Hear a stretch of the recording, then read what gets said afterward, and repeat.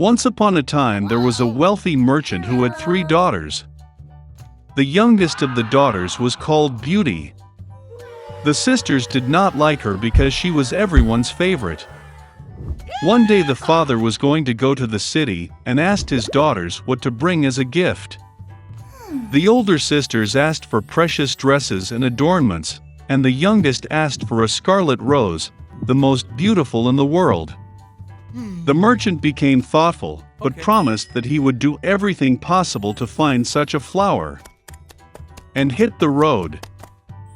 The father quickly found gifts for the eldest daughters, but for the youngest he could not find them. Each rose that the merchant met on his way was more beautiful than the previous one, wherever he was looking. And then the road led him into a dense forest. It was very dark and cold there. Suddenly lights appeared in the distance. Approaching, the merchant saw a huge ancient castle, all in gold and diamonds.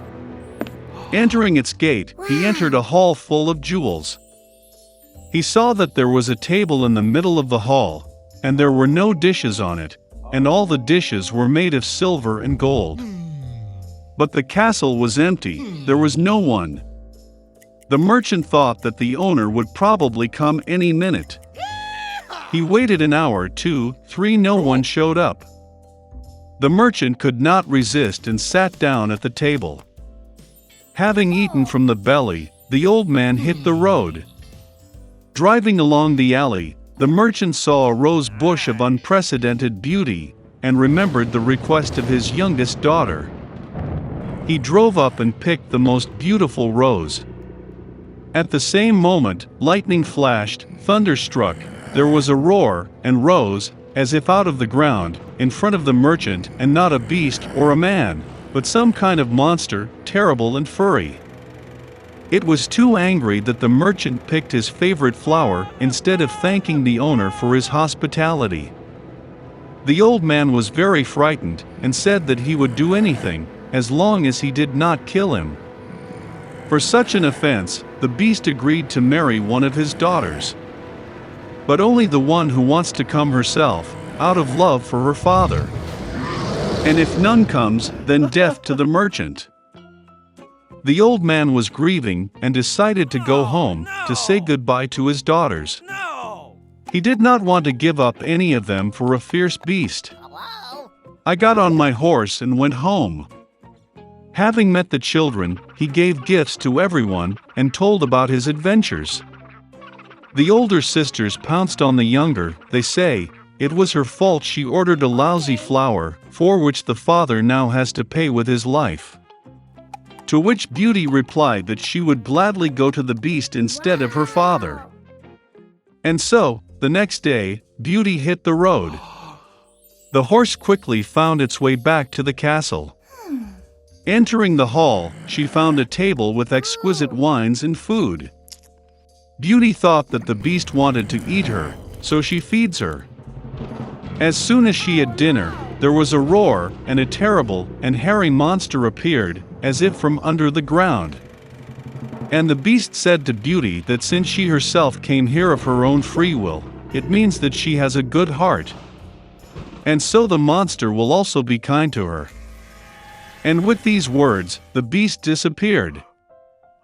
Waking up in the morning, Beauty decided to take a walk. Entering one of the rooms, she saw an inscription on the table, "Whatever the beauty wishes, I will do." The girl thought that after all the monster is kind and probably he is not going to eat it. So they lived for a long time. The beast treated Beauty very well and fulfilled all her desires.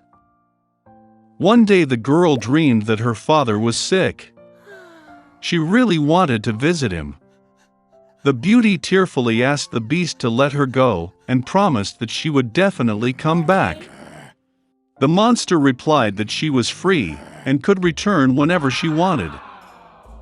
The next day, Beauty put on her most expensive clothes and went to her father. He was very happy to see his daughter safe and sound. Her sisters came running and saw that she had become even more beautiful, and even dressed like a queen. A week later, Beauty had a dream that the beast was lying on the grass in the park and dying. She woke up in horror and decided to urgently return and cure him. When the girl approached the castle, she saw the lifeless body of the beast on the grass. Her heart was breaking with pity. The beauty rushed to him with tears and kissed him. And at the same moment lightning flashed, thunder struck, the whole castle was lit up with a bright light, and music played everywhere. The monster disappeared, and in its place the most charming prince lay on the grass. He told Beauty that this evil fairy had bewitched him and turned him into a monster, until a young beautiful girl fell in love with him and wanted to get married. The beauty gave him her hand, and they went to the castle. The next day, Beauty and the prince got married and healed happily ever after. This is how a good heart can break an evil spell. Once upon a time there was an old goat. She had 7 kids. She loved them as much as only a mother can love her children. She was going to go into the forest, bring herbs and branches for lunch. She called all her children and warned them to be afraid of the evil wolf. He often pretends, but you can immediately recognize him by his rude voice and black paws. The kids understood everything and assured their mother that they would be very careful. The old goat set off calmly. Little time has passed. Suddenly, someone knocked on the door and shouted in a rude voice that the kids should immediately open it. But the kids from the rough voice realized that it was a wolf.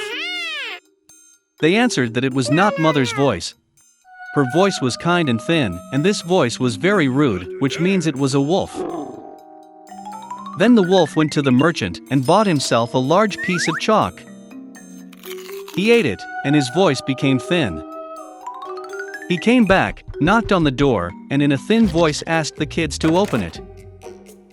The wolf put its paw on the window and waits. And the kids saw her and answered that the mother's paws were not black, but white, which means it was a wolf. Then the wolf ran to the bakery and asked to give him some dough. The wolf anointed his paw with the dough. The villain approached the door for the 3rd time, put his white paw on the window and knocked. They saw the kids that the paw was white, and thought that it was their mother. They opened the door, but there was a wolf in front of them. They got scared and began to scatter in all directions.